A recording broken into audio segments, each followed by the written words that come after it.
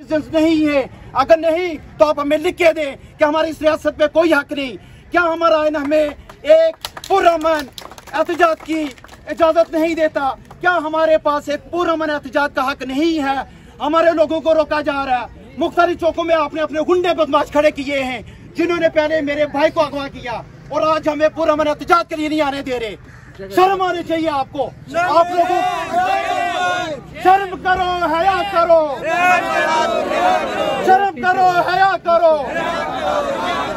दूसरी बात, आप एक बंदे को अगवा कर लेते हैं, अगर उसका कोई जुर्म है, इस मुल्क का आइन है, इस मुल्क का कानून है, आप उसको गिरफ्तार करें, आप उसको अदालती कार्रवाई का हिस्सा बनाएं। We will defend in the court.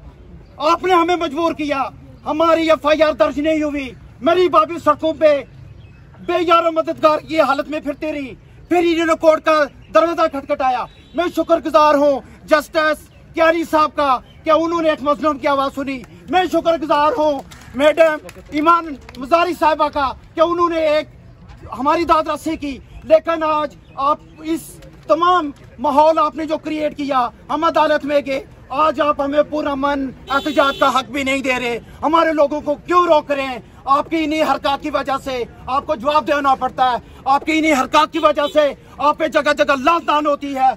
आपकी इन्हीं हरकत की वजह से एक मुहिब्बे वतन पाकिस्तानी को आप जबरदस्ती दहशतगर्द बनाते हैं। हम पाकिस्तानी हैं, पाकिस्तान हमारी रगों में बहता है। हम पाकिस्तानी हैं, पाकिस्तान हमारे सीनों में है।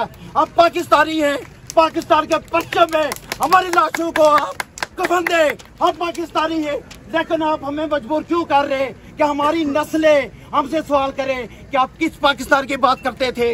हमारी नस्लें हमसे सवाल करें कि आपने किस पाकिस्तान के लिए अपनी कुर्बानियां दी? हमारी नस्लें हमसे सवाल करें कि आपने किस पाकिस्तान के लिए कुर्बानियां दी? हमारी नस्लें हमसे सवाल करें कि आपने किस पाकिस्तान के लिए अपना वक्त जाया किया?